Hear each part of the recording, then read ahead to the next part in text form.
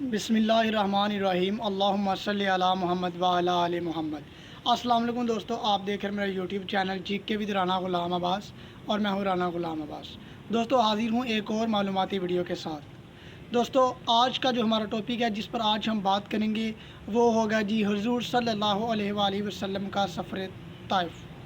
آج ہم نبی کریم صلی اللہ علیہ وآلہ وسلم کے طائف کے سفر کے بارے میں پڑھیں گے کہ حضور صلی اللہ علیہ وآلہ وسلم نے طائف کا جو سفر ہے وہ کب فرمایا۔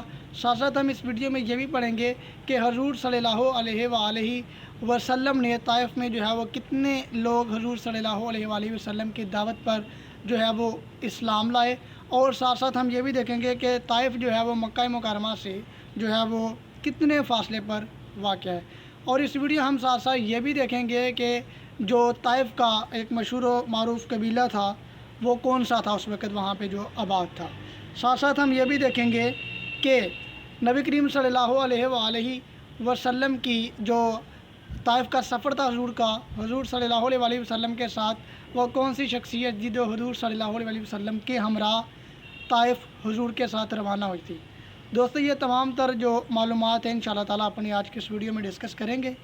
دوستو اگر آپ نے ابھی تک چینل کو سبسکرائب نہیں کیا تو چینل سبسکرائب کر لیجیے گا، تاکہ اسی طرح کی جو معلوماتی ویڈیوز ہوتی ہیں وہ بر وقت آپ تک پہنچتی رہیں۔ تو دوستو شروع کرتے ہیں آج کی اپنی اس ویڈیو کو۔ ہمارا آج جو سب سے پہلا سوال ہے وہ یہ ہے کہ طائف مکہ سے کتنے میل کے فاصلے پر ہے۔ یہ بہت زیادہ امپورٹنٹ کوسچن ہے۔ تو طائف جو ہے وہ مکہ سے 40 کلومیٹر دور کے فاصلے پر، تقریباً 40 کلومیٹر کے فاصلے پر واقع ہے۔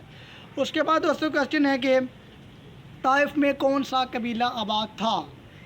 یہ بہت زیادہ امپورٹنٹ کوسچن ہے کہ طائف میں کون سا قبیلہ آباد تھا، اس قبیلے کا کیا نام تھا۔ تو اس قبیلے کا نام تھا قبیلہ بنو ثقیف۔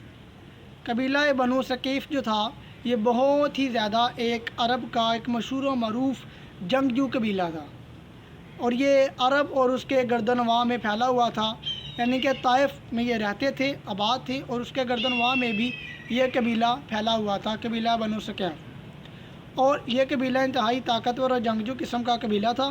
اس قبیلے نے بنو حوازن قبیلے کے ساتھ مل کر مسلمانوں کے خلاف جنگ بھی کی تھی، لیکن اس جنگ میں ان کو شکست ہوئی، اور بعد میں اس کو قبیلے کا سردار تھا، اور اس کے سردار کے سمیت اس کی تمام جو رعایا تھی وہ سب کا سارا قبیلہ جو ہے وہ حضور صلی اللہ علیہ وآلہ وسلم کی خدمت میں حاضر ہوا اور اسلام قبول کر لیا۔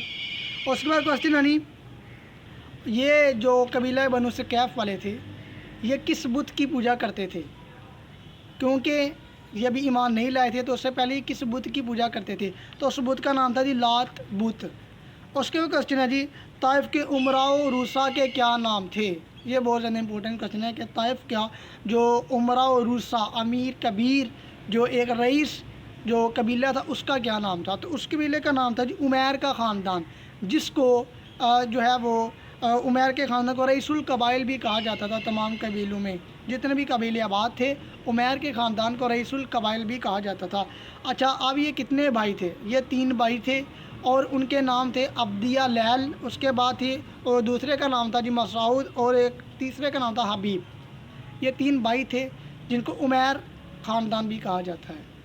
اس کے بعد ہے آپ صلی اللہ علیہ وآلہ وسلم طائف میں کن کے پاس گئے۔ یہ بہت زیادہ امپورٹنٹ کوسچن ہے کہ حضور صلی اللہ علیہ وآلہ وسلم طائف میں کن کے پاس گئے۔ تو حضور انہی کے پاس گئے، یعنی کہ طائف کے امراء کے پاس ہی گئے تھے دعوت اسلام ان کو دینے کے لیے۔ اس کے بعد آپ صلی اللہ علیہ وآلہ وسلم طائف کب گئے۔ تو انتہائی اہم ہے، آپ صلی اللہ علیہ وآلہ وسلم طائف شوال 10 ہجری کو جو ہے وہ گئے تھے۔ اس کے بعد طائف کے سفر میں حضور صلی اللہ علیہ وآلہ وسلم کے ہمراہ کون تھے۔ تو حضور صلی اللہ علیہ وآلہ وسلم کے ہمراہ حضرت زید بن حارث رضی اللہ تعالی عنہ تھے، جو کہ حضور صلی اللہ علیہ وآلہ وسلم کے منہ بولے بیٹے بھی تھے۔ اس کے بعد جب طائف کے لوگوں نے آپ صلی اللہ علیہ وآلہ وسلم کو ستایا، ایمان نہیں لائے، حضور صلی اللہ علیہ وآلہ وسلم پر پتھر برسائے، تو اس کے بعد جو ہے وہ حضور صلی اللہ علیہ وآلہ وسلم نے کہاں پر قیام کیا۔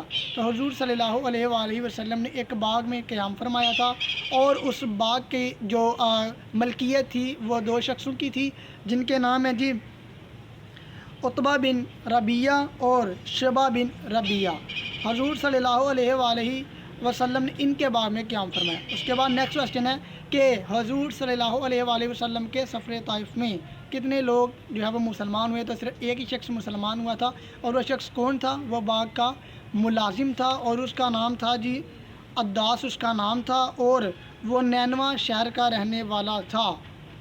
दोस्तों ये थी सफ़र ताइफ के मुतालिक, हजूर सल्लल्लाहु अलैहि वसल्लम के ताइफ के सफ़र के मुतालिक जो है इंतहाई अहम मालूमात। दोस्तों इंशाअल्लाह ताला उम्मीद करता हूँ वीडियो आपको पसंद आई होगी। अगर वीडियो अच्छी लगे तो चैनल को सब्सक्राइब कर लीजिएगा। तब तक के लिए मुझे दीजिए इजाज़त। इंशाअल्लाह ताला नेक्स्ट वीडियो मुलाकात होगी। अल्लाह हाफ़िज़।